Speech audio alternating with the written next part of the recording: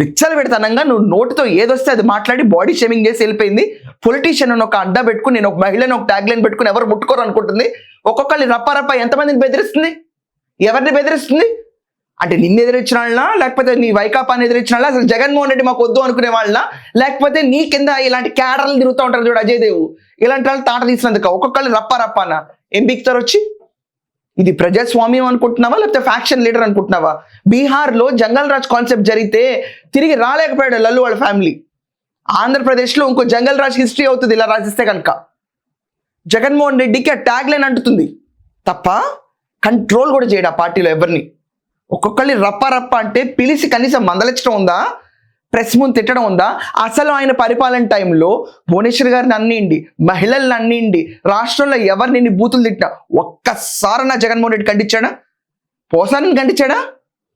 FDC chairman ఖండించాడే? ఏ సత్కరించాడు జగన్మోహన్ రెడ్డి ఎఫ్డీసీ చైర్మన్ ఇచ్చే పోసాన్ని? రోజాకి మంత్రి పదవా? ఎందుకు? అచ్చామని ఇలా తిరిగింది కాబట్ట, నోటికి వచ్చినట్టు మాట్లాడింది కాబట్ట. జగన్ అన్న నీకు సెల్యూట్. దేనికి? నేను తిట్టినందుకా? దీనికా మీ సెల్యూట్లు? అసలు నాకు ఇంకా అర్థం కాదు. నేను అసెంబ్లీ సెషన్స్ పెద్దగా చూసేదాన్ని కూడా కాదు, సబ్జెక్టు కరెక్షన్ ఇదంతా.